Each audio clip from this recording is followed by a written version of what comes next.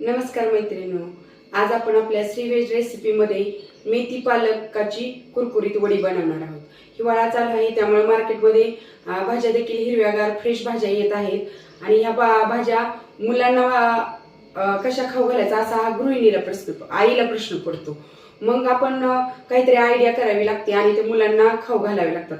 तशीच एक आयडिया म्हणजे ही आज आपण मेथी आणि पालक दोन भाज्या वापरून त्याची वडी बनवणार आहोत। तुमच्या मुलांना ह्या वड्या नक्की आवडतील।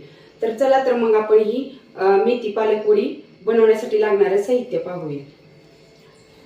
पालकाची भाजी आणि मेथीची भाजी स्वच्छ मिठाच्या पाण्यात धुवून मी त्याची पाने बारीक चिरून घेतलेली आहेत, एक एक वाटी। हे वाटीचं प्रमाण घेताना तुम्ही अशी भाजी दाबून गच्च वाटी भरून घ्यायची आहे। ही मी भाजलेल्या जिऱ्याची पूड करून घेतलेली आहे। तेल, हिंग, ओवा, चवीनुसार मीठ, कोथिंबीर, तीळ, हे मी आलं आणि लसूण थोडंसं ठेचून घेतलेलं आहे। ही 3 हिरव्या मिरच्यांचा ठेचा करून घेतलेला आहे। ही बॅडगी मिरची पावडर आहे कलरची, तिखट नाही आहे ही। आणि हा सोडा, हे 2 वाटी बेसन घेतलेलं आहे, पण आपण हे गरजेनुसार वापरणार आहोत। आणि पाणी देखील आपण गरजेनुसार वापरणार आहोत। पाणी गरजेनुसार का वापरणार आहोत?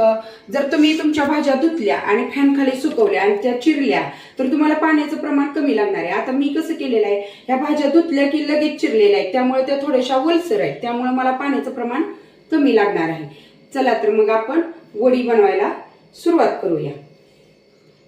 अगोदर आपण ही पालक कट केलेला होता तो पालक, ही मेथीची पाने घ्यायची आहेत। याच्यामध्ये आपण जिरे पूड घालणार आहोत।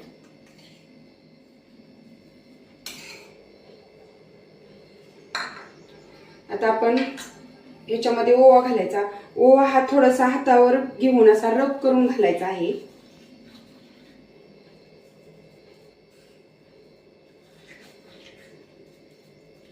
हे मीठ घालत आहे मी।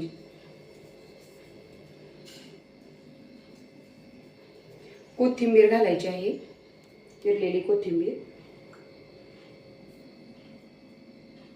हे मी तीळ घेते, 2 चमचे तीळ घालायचे। तिळाने खमंगपणा येतो वडीला। ही आले लसणाची पेस्ट,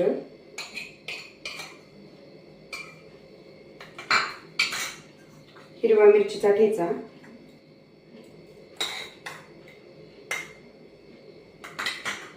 आणि ही कलरची बॅडगी मिरची पावडर।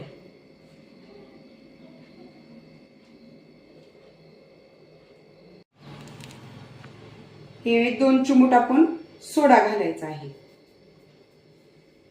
याच्यामध्ये आपण बेसन घालणार आहोत।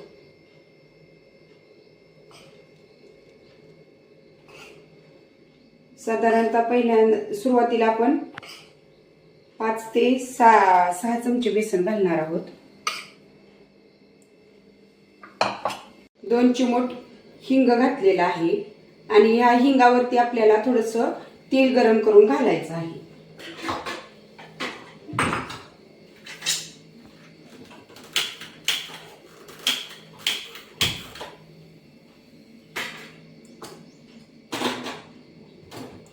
अगदी थोडंसं तेल घालायचं आहे। मी 1 चमचा तेल घेतलेला आहे। ते चांगलं कडकडीत गरम करायचं आणि त्या हिंगावरती ओतायचं।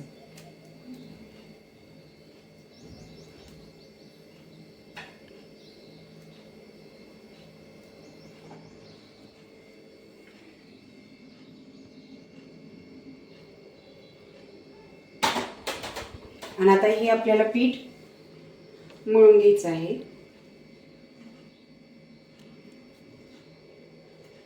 हे सगळं मिश्रण, सगळे मसाले या भाज्यांना लागले पाहिजेत।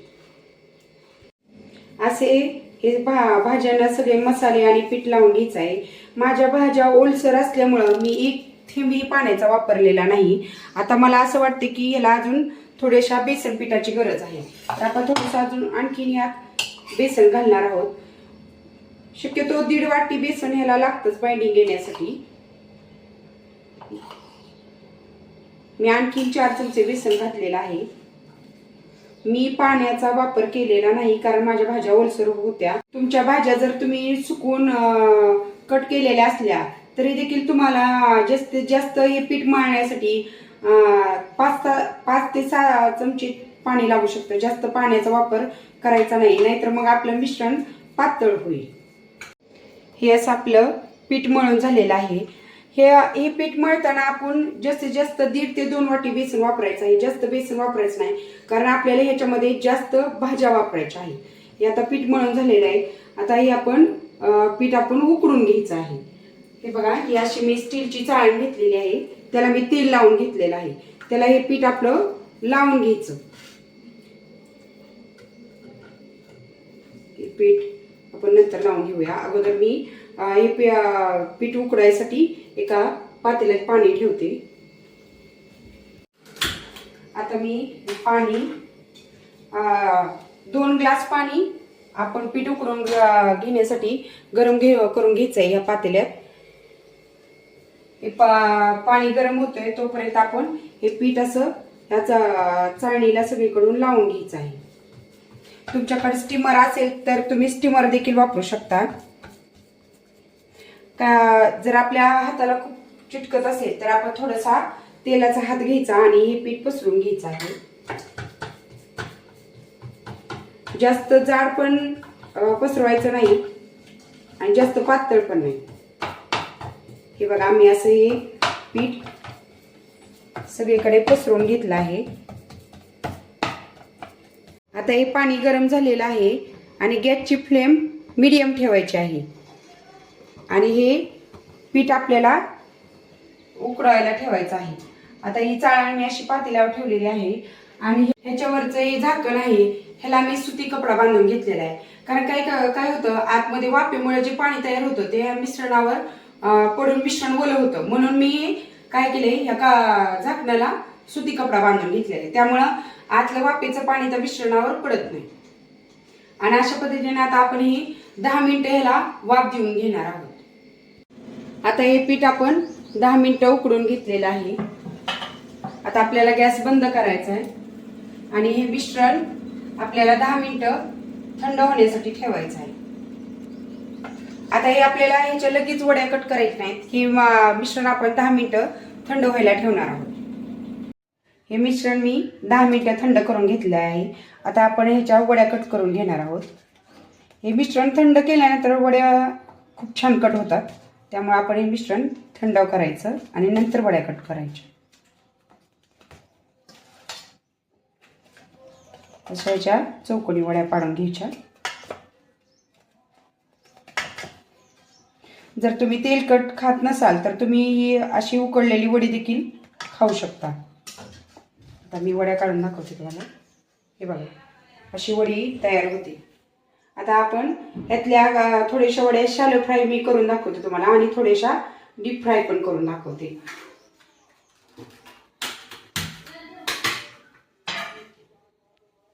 असं आपण नॉनस्टिकच्या तव्यात थोडंसं तेल घालून,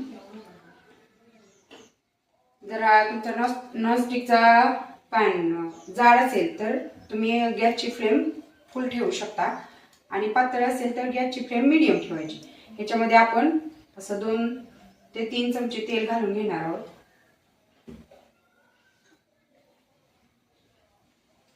आणि त्यातल्या काही वड्या आपण ह्याच्यात शॅलो फ्राय करायला ठेवणार आहोत. हे बघा, किती छान वड्या बनवून झालेल्या आहेत ह्या. आता ह्या थोड्या वड्या आपण शॅलो फ्राय करणार आहोत.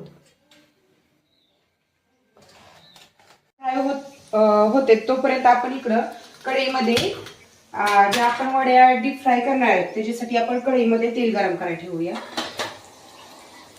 हे मी तेल गरम करायला ठेवलेलं आहे. आता या वड्या आपण खालच्या बाजूनी खरपूस भाजलेत का बघूया. बघा, या किती वड्या किती छान खरपूस भाजलेले आहेत. आता आपण दुसऱ्या बाजूने भाजून घेऊया. खूप कमी तेलामध्ये ह्या वड्या कुरकुरीत होतात. हे आपण शॅलो फ्राय करतोय. आणि तिकडे आपण ते तेल गरम करायला ठेवलेले आहे ते बघून आपण डीप फ्राय देखील करणार आहोत। या वड्या दुसऱ्या बाजूनी भाजीपर्यंत आपण ते तेल गरम झाले का बघून त्या वड्या देखील आपण तळून घेणार आहोत। आता आपण हे तेल गरम झाले का ते चेक करूया। बघा हे तेल चांगलं गरम झालेलं आहे आणि इकडे आपण गॅसची फ्लेम कमी करणार आहोत, कारण हे आपला पॅन चांगला गरम झाल्यामुळं थोडीशी आपण गॅसची फ्लेम इकडली कमी केलेली आहे। आता आपण तिकडे त्या कढईमध्ये आपण ह्या थोड्याशा वड्या डीप फ्राय करायला टाकणार आहोत।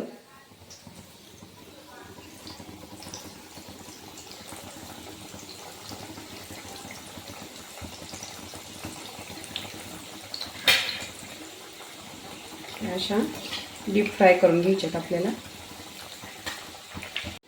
आता ही मी गॅसची फ्लेम थोडीशी मीडियम करते आणि ह्या वड्या आपल्या शालो फ्राय झालेत का बघूया आणि एका डिशमध्ये काढून घेऊया। बघा या दोन्ही बाजूनी छान खरपूस अशा भाजलेल्या आहेत। या आपण वड्या एका डिशमध्ये काढून घेऊया।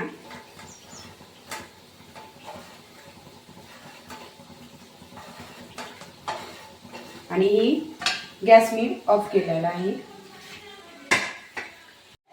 आपण ह्या उकडून घेतलेल्या वड्या जेव्हा आपण खाणार आहे तेव्हाच तळून घ्यायच्या, म्हणजे काय होतं त्या कुरकुरीत राहतात। हे बघा आपल्या या वड्या तळून झालेल्या आहेत। अशा पद्धतीने आपली ही मेथी पालक वडी बनवून झालेली आहे। तुम्ही ही मी शालो फ्राय केलेली वडी आहे। आपल्या तोंडाला चव नसेल, कधी तेलकट खायचं नसेल तर आपण ही वडी शालो फ्राय केलेली वडी खाऊ शकतो। चपाती किंवा भाकरी सोबत देखील खाऊ शकतो। आणि मुलांना स्नॅक्स म्हणून ही फ्राय केलेली वडी तुम्ही सॉस सोबत मुलांना देऊ शकता। तर मग माझी ही मेथी पालक वडी तुम्हाला कशी वाटली ती मला कमेंट बॉक्समध्ये नक्की सांगा आणि माझ्या चॅनेलला लाईक, शेअर आणि सबस्क्राईब करायला विसरू नका।